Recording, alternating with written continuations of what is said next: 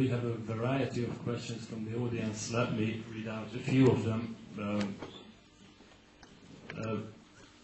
About 3 sets of questions I will try to present to you. First set, is there a chance that the democracy in the USA is going to turn into an oligarchy? That's one question, and I'd like to read out this one, accompanied with the previous. One of the logical possibilities behind the 9/11 attack is that directly or indirectly the Bush clan is behind it. After all, they benefited most from it. The establishment media ignores this issue. This is the usual conspiracy theory. Do you have any evidence, pro or contra, or do you know of any evidence? Another set of questions. I'll forget. Oh, sorry. Okay. Yeah, I'll forget. Thank you. Let me start with the second one and go back to the first one. The first one's more complicated.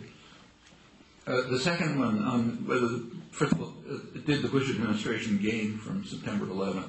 Answer, yes. Does that tell you anything? No.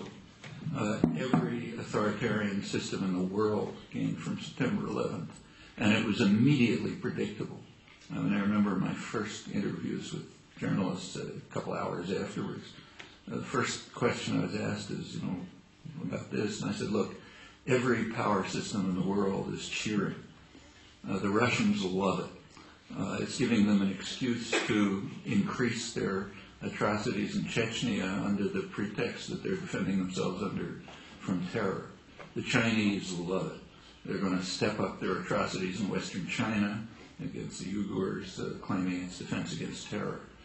Indonesia loves it. They're going to go on a rampage in Aceh and massacre everyone because they have to defend themselves against terror. Ariel Sharon will, go wild in the occupied territories because we have to protect ourselves from terror. And so it continues. In fact, just about every country, the more violent ones just extended their own violence, but the less violent ones, say like England or the United States or France, immediately imposed what they called protection against terrorism acts of one kind or another, which had almost nothing to do with terror, but a lot to do with disciplining their own populations.